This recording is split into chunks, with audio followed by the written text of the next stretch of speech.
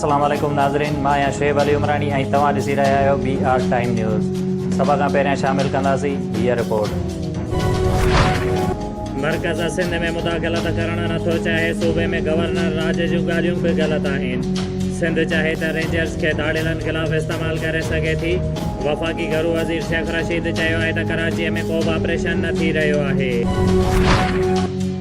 सिंध हुकूमत दाड़िलनि ख़िलाफ़ ऑपरेशन लाइ वफ़ाक़ खां जदीद हथियार घुरी वरिता। वॾे वज़ीर मुराद अली शाह सां घरू वफ़ाक़ी वज़ीर शेख रशीद जी मुलाक़ात। मुराद अली शाह चयो आहे त ऑपरेशन लाइ जदीद हथियारनि जी ज़रूरत आहे। APC ख़राब हुअण सबबि 2 एहलकार शहीद थिया। कचे खे दाड़िलनि खां पाक कयो वेंदो। सिंध में गवर्नर राज लागू करण वारी ख़बरुनि में का सदाकत नाहे। सूबे में अमन अमान जी सूरत हाल बहितर करणु पुलिस जो कमु आहे। ज़रूरत पवण ते ॿियनि इदारनि खां बि मदद वरिती वेंदी। सूबाई वज़ीर नासिर शाह चयो आहे त इरसा में सिंध जे मेंबर्स खे घटि वधि ॻाल्हाइण ऐं चेयरमैन जे रवैये जी मज़म्मत करियूं था। वज़ीर आज़म इमरान ख़ान जी सदारत हेठि मुल्क में पाणीअ जी सूरत हाल बाबति इजलास। पंजाब जा आपाशी वज़ीर इरसा चेयरमैन ऐं लाॻापियल अमलदारनि शिरकत कई। सिंध जे आपाशी वारे वज़ीर सुहेल अनवर सियाल वज़ीर आज़म खे सिंध में पाणीअ जी खोट ऐं इरसा पारां पाणीअ जो पूरो हिसो न ॾियण ते आगाह कयो। सिंध पुलिस शिकारपुर जे कचे में ऑपरेशन लाइ तयारियूं मुकमल करे वरितियूं। मुख़्तलिफ़ शहरनि मां घुरायल कमांडोज़, बख्तरबंद गाॾियूं, APCs ऐं ॿिया जदीद हथियार गढ़ी तेगो जे बेस कैंप में मुंतक़िल।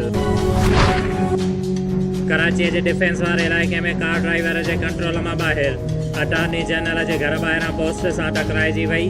हिकु ॼणो मारिजी वियो जॾहिं त 2 ॼणा ज़ख़्मी। सिंध में गर्मीअ जो ज़ोर बरक़रार। अॼु सभ खां वधीक गर्मीपद जैकमाबाद में 50 डिग्री सेंटीग्रेड रिकॉर्ड कयो वियो। दादूअ में गर्मीपद 48 सेंटीग्रेड रहियो। शहीद बेनज़ीराबाद, लाड़काणो ऐं सखर में गर्मीपद 47 सेंटीग्रेड रहियो। मौसमियात खाते पारां सुभाणे बि मौसम ख़ुश्क ऐं गरम रहण जी आगाही।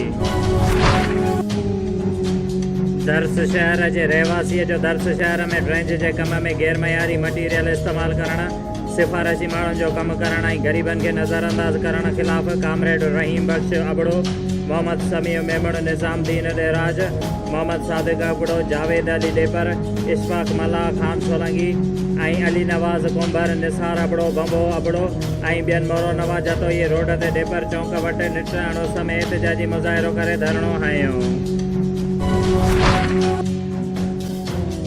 नवाब शाह बख्तार cadet college for girls Shaheed Benazirabad जे principal graduate doctor Mohammad Amin Sitara Imtiaz जे सूबाई वज़ीर तालीम सिंध सईद गनीअ सां मुलाक़ात।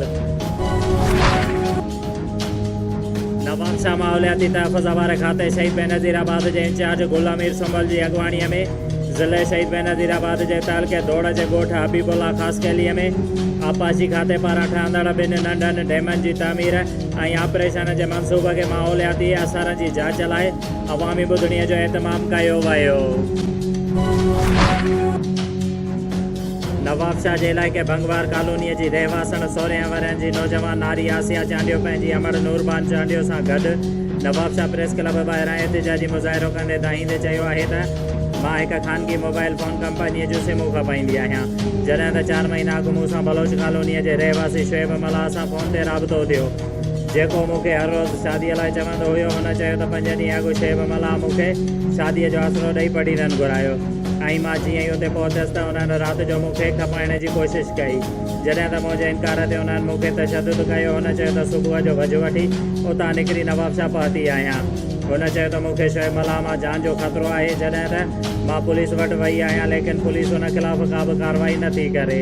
हुन मुतालबो कयो त शुएब मल्ला ख़िलाफ़ कार्रवाई करे मूंसां इंसाफ़ कयो वञे। कंडियारो लघु ॻोठ जादल खान चन्ना जे रहवासी चन्ना बिरादरीअ जे माण्हुनि जो दुनिया बिरादरीअ जे बाअसर माण्हुनि ख़िलाफ़ एहतिजाजी मुज़ाहिरो। शुएब अली उमरानीअ खे ॾींदा इजाज़त। वधीक ख़बरुनि ऐं अपडेट्स लाइ ॾिसंदा रहो BR टाइम न्यूज़।